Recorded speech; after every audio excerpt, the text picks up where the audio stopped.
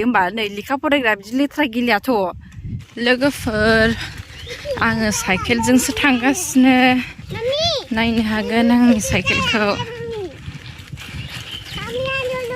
लोगोफोर सफैबाय आङो उन्दैफोरनि एसटिएस स्कुलावहाय नै बेनो जों गामिनि एसटिएसआ बै जाहैबाय एलपि स्कुल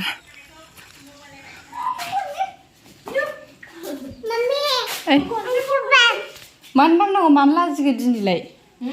दिनै लाजिलाबायबाय मानि बाबा होननानै रायलायनो रोङा बिसोरो मिथिबाय अब्लाबो खालामो बिसोरो एबिसिडि लिरदो दे गोनाङाखै नों बिदिखौ लिरनो रोङा ना लिरदो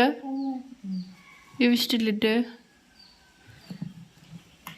नै नुबाय फरायखाम गोलैबाय दे ओरै नाय जोबथारसै नोंनाबो 4 5 गामिनि स्कुलनि मैगं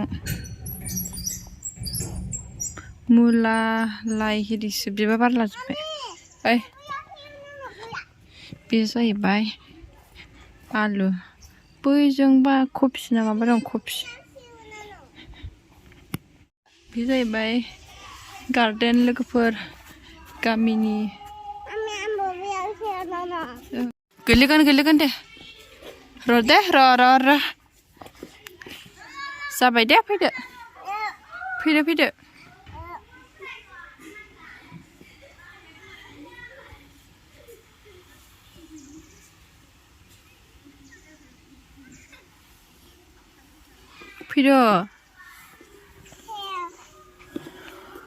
दे ओंखारदो दाउखिसोमोन गैया ना साफासो जाबाय फरिखा जादों माथो जादों क्लास माथो सिरि डाब्लिउ गेलेदों माथो स्कुलसो डाब्लिउ गेलेबाय मा नाम नोंना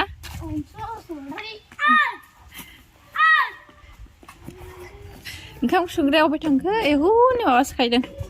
मा ओंख्रि संखो ओंख्रि संग्राया अबाय थांखो ओंखाम संगासिनो नामा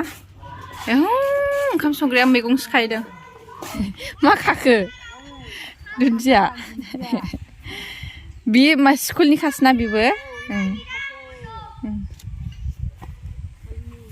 उन्दैफ्रा जायो बे मैगंफोरखौहाय मैद्रु एवनानै होबा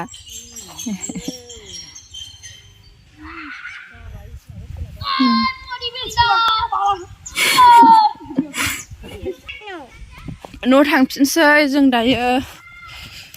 स्कुल गबाय ने जेसिका ओइ बे जाहैबाय जोंनि गामिनि स्कुल गोदान नुनो नागिरदों लोगोफोर जोंनि न' खाथियावनो स्कुल गोदान स्कुलनि एप्रिलावहायनो खुलिगोन नै नायनो हागोन स्कुलनि नामा बा मानो गेलेखो ओंखारबो